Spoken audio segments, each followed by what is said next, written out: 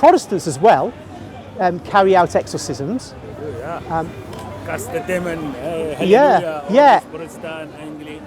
But they don't. But they're not, Evangelical. because they're not priests. Yes. They don't have the authority directly from God to do this.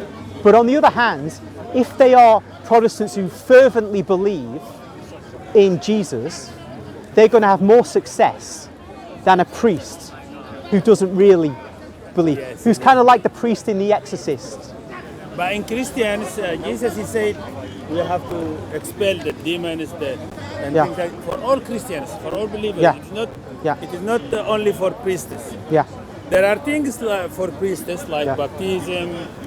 There are things that only priests can do and make in the sacrament. But exorcism is for all the Christians, I believe. Now, what in our Orthodox tradition, every Christian, a believer, especially in Ethiopia, in many holy places, we see a lot of events of exorcism. It's part of our life. What we say. Can see a person who speak weirdly when he's in spirit. Then when he's been exorcised, he came back to his real life, and then he forget what he was saying. I've got a couple of books by journalists who've gone with exorcists to exorcisms, and they've seen how these people just transform.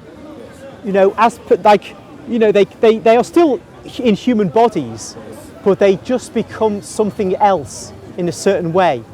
And because you got a journalist who's writing about this, it's very interesting then to see it from an ordinary person's viewpoint. Catholics, we say that you can say prayers of exorcism as an ordinary Catholic, but we also say this: a full exorcism an actual exorcism can only be done by a priest who is appointed by the bishop. And the reason is some possessions are seriously dangerous. And if I, for example, I believe, I stand here, so I believe, but if I was to get into a situation, it might be above my head, and I could get into trouble, into difficulties, and that would be a problem for me and a problem for the person who I'm trying to help. So because sometimes you have an order that a pope or something higher rank give a license. Some exorcism. It tends to be the bishop in each area has the right to grant that effectively that license. There used to be different orders, not just priests in the church, but you had something that called an exorcist. It was an official order. So there was that. So it's said today by some, that we have a real problem because there are many people who want to see a priest for an exorcism because they feel that there's something possessing them, but the priests aren't there to do it. They either won't do it, or they don't understand it, or they don't believe in demons. There is shortage of servants. Shortage of servants and shortages of those priests who believe in it.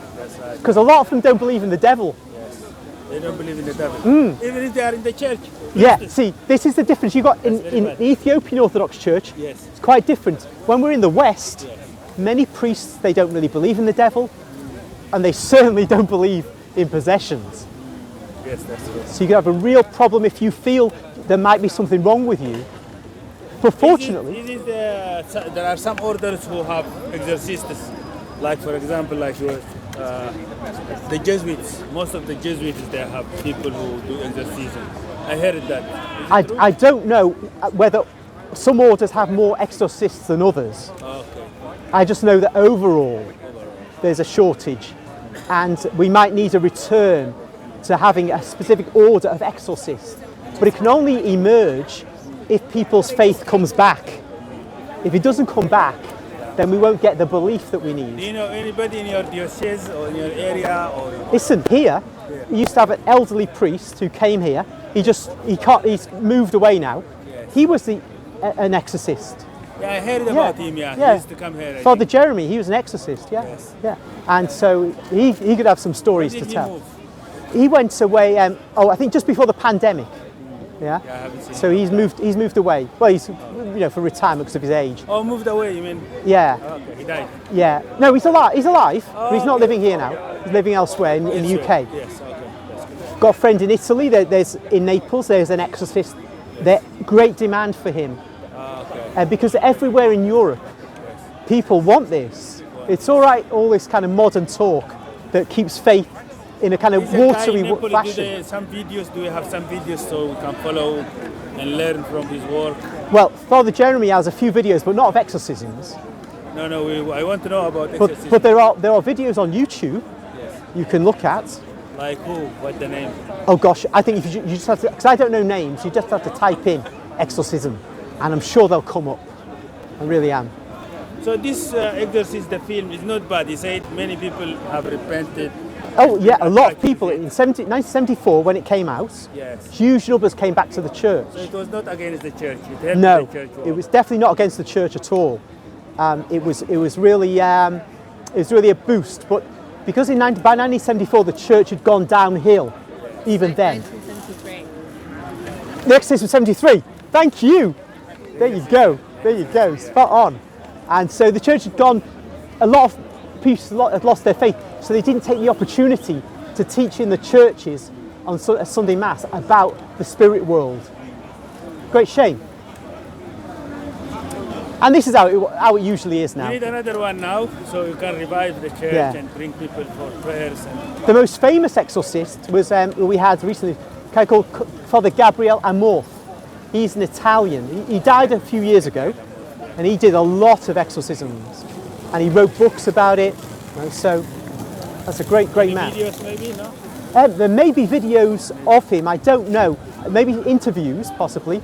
Whether they're interviews doing exorcisms, I'm not sure. But the YouTube is a paradise of videos. So